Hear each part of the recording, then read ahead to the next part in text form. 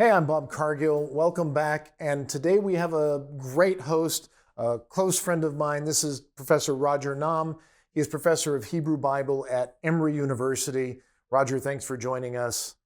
I always accept your invitation. Yeah, well, for 20 years now, we always hang out and stuff. Yeah, I'm always a yes. For those of you who don't know, Roger and I are PhD students at UCLA together. So Roger has had a phenomenal career moving around the country and now at Emory, and he's raising up students of his own. So thanks for taking the time to talk with us. Roger has a new book called The Theology of the Books of Ezra and Nehemiah. And I wanted to ask you a few questions about this book today. Yeah. First of all, why Ezra and Nehemiah? Yeah. Why is this subject of interest to you? Yeah, so as you remember, I wrote my dissertation on Kings. And then I had a sabbatical from George Fox. I was going to go to Korea and write this book called The Economics of Diaspora. I moved to Korea with my family. And so I am Korean American, but I was born in the States. My mom and dad came in 1967. And I had moved back with my wife and two boys, kind of almost a return migration. And it turns out my mom and dad came in 1967. I moved back in 2014. That's a 47-year difference. Wow. The Babylonian destruction of Jerusalem was 586.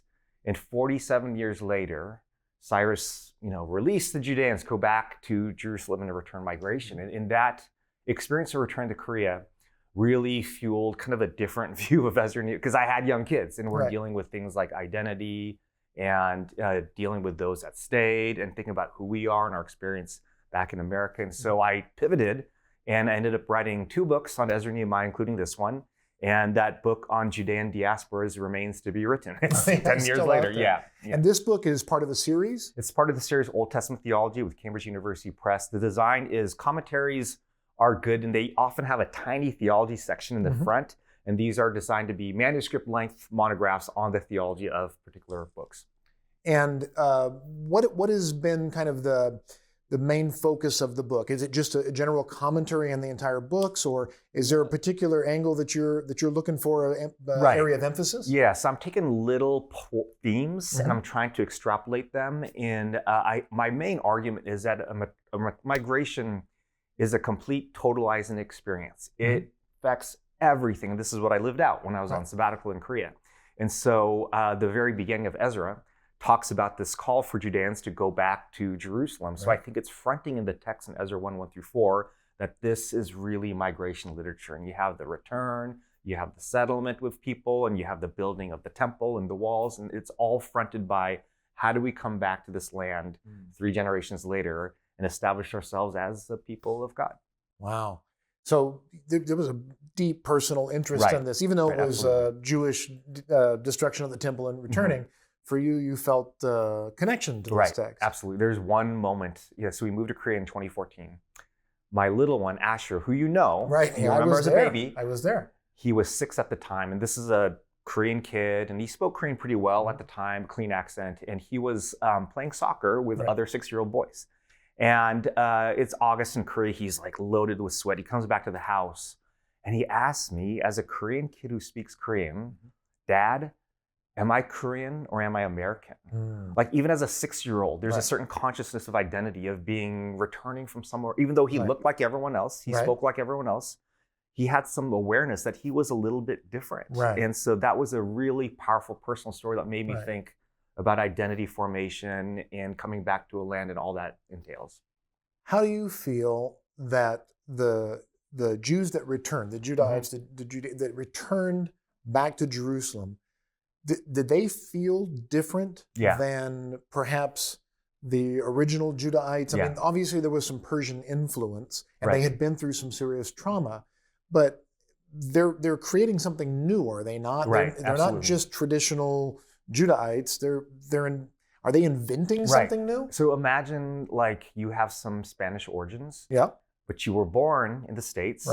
What if you move back to Spain? Like all the experience of the States of your families, that forms who you are. And it's kind of a nice parallel. In this case, there are good studies on migration that help us think through, and this aligns with Ezra and Nehemiah. Their identity is so developed on the exile experience, the time abroad in Babylon, and then the return. And in fact, according to Ezra and Nehemiah, different from other parts of the Bible, they are the true ones, not the ones that stayed. Right. And so that experience of exile and the suffering Right. and the displacement becomes central in their very identity and their relationship with God. Right. And they come back to claim that to fighting with other people that perhaps had never left and had never experienced that. That's right, because when they come back, they have the Jewish community that hadn't been exiled, that Right. was still there. And there's also a community up in the north, right? Right. That this becomes the Samaritan community. Right. And they're having to wrestle with their Jewish identity, the Jews that hadn't left, and then this what becomes this, so there's multiple groups. Right. And you found this to be, you mentioned your son, but you found this when you came back to the U.S. Did you feel a transformation, or did you feel? In a way, Yeah. it was just a year, Right. and we never left our jobs. It was a sabbatical, so we came back to the same home, but it definitely changed all our lives. Right. There's something about being in a motherland, being surrounded by Korean people, and it affected the way that we viewed ourselves. And even to this day, now those kids at the time were 6 and 11. Mhm. They're now 21 and 16. Ugh. But still, that was a formative time in their Right. life to spend a year there that I think was very impactful. And for me as well, as an adult. Right. And so I think those experiences I kind of maybe more sensitively look through if I consider books like Ezra, Nehemiah, Jonah, parts of Genesis as kind of this migration literature. You're Right. going through a really profoundly transformative experience. Of course, that will be your lens on how you read and understand the text. So what can a viewer expect when they read this book? Do they need to be a specialist, or can they read it as a layperson, like just attending church and Right. wanting to learn more about the Bible? Right. It's an academic book, but I think it's accessible. I was Right. just talking to a colleague. She read it in 2 days Oh. casually. And so Ezra and Nehemiah, these are not well-known books in the Bible for church-going people, and for synagogue-going people, less so. And so if they read this, they will discover something new. Mhm. Ezra and Nehemiah, themes of identity and power and kinship Mhm. and following the law Mhm. and being a community in the midst of maybe antagonism. These are all themes that I think are very much highlighted. Right. And one example is generational strife. When you talk about Sure. kinship, you have children that do not speak the mother tongue. This is in Nehemiah 13:24. Oh no, they're speaking Ashdodite. Nobody speaks Hebrew or Judean at the time. And so that's like the most immigrant thing ever today, maintenance of mother tongue. So I think you'll find a pleasant relatability with Mhm. modern communities through this book. At least that's my hope. And of course, this topic is incredibly relevant today, Yeah. not just within the Bible, but outside with Yeah. issues of immigration today. So it's a very topical topic within the Bible itself. Right. You have, in America, so many communities coming in.